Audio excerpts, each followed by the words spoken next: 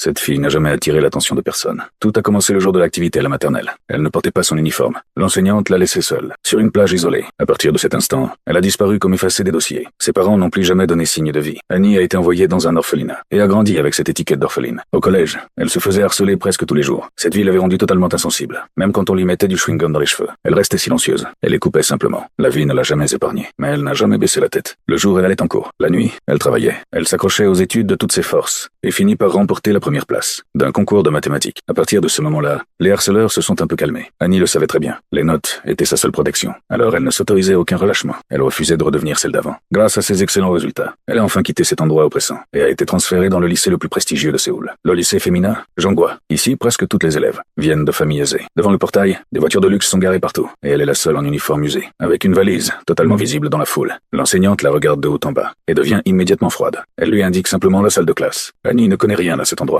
Elle demande aux autres élèves, mais personne ne lui répond. Elle doit chercher seule et finit par trouver la classe 3A2. En entrant, la première chose que fait le professeur est de lui reprocher son retard. Puis elle l'installe dans le coin le plus isolé. À ce moment-là, une fille entre dans la classe et tout devient silencieux. Tout le monde est figé. Amy, la fille la plus populaire de l'école, vient d'être placée dans cette classe. Dès que le professeur sort, tous les regards se tournent vers elle. Tout le monde veut qu'elle s'assoie à côté d'eux. Amy balaie la salle du regard. Lia dit lui avoir gardé une place, mais Amy la regarde à peine. Sans même répondre, elle marche directement vers Annie et s'assoit à côté d'elle. Annie, nouvelle dans l'école, ne sait même pas qui est Amy et ne réalise pas que ce geste la place instantanément au centre de l'attention. Le soir même, l'attitude froide d'Annie ne met pas Amy en colère. Au contraire, elle sourit. Mais cette tranquillité ne dure pas longtemps. Annie sort des toilettes et se fait bloquer par un groupe d'élèves. Elles exigent qu'elle laisse la place, à côté d'Amy. Mais Amy ne se soucie pas de ce coin de classe. Elle est déjà devenue le centre de l'attention. Elle échange donc simplement sa place avec Lisa au premier rang. Lisa dit avec excitation qu'elle ferait n'importe quoi pour elle. Mais Amy répond froidement qu'au lieu de lui offrir des cadeaux, elle ferait mieux d'acheter du maquillage. En entendant cela, le visage de Lisa se fige immédiatement. À ce moment-là, Amy pousse la porte et entre dans la classe.